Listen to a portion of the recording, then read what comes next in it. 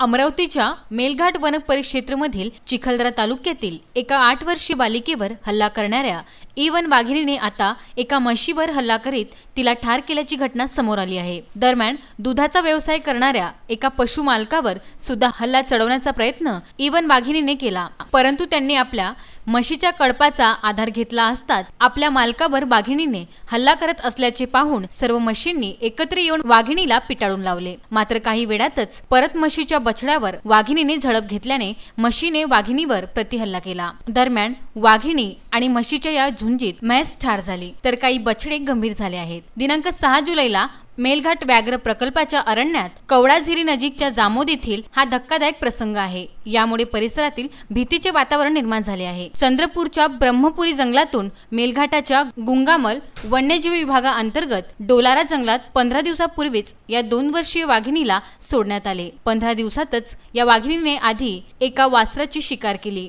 नंतर एका 8 वर्षीय चिमुकलीवर हल्ला केला आणि आता एका धडधाकड म्हशीला ठार केल्याने या वाघिणीचा दहशती बदलत कमालीचा संताप व्यक्त होत आहे। त्यामुळे या वाघिणीचा बंदोबस्त करण्याची मागणी होत आहे। हमारा पुनर्वसन करने के लिए तो इनको लिचड़ छोड़ना, कुला छोड़ना, हमको खाने के लिए छोड़ेगा तो आप लोग टाइगर प्रोजेक्ट नहीं छोड़ना चाहिए। हमको पुनर्वसन करना तो हमको फंसे देगा, हम भाग जाएंगे यहाँ से, सीधा से करना। कहाँ भागेंगे रे भाई, भागेंगे।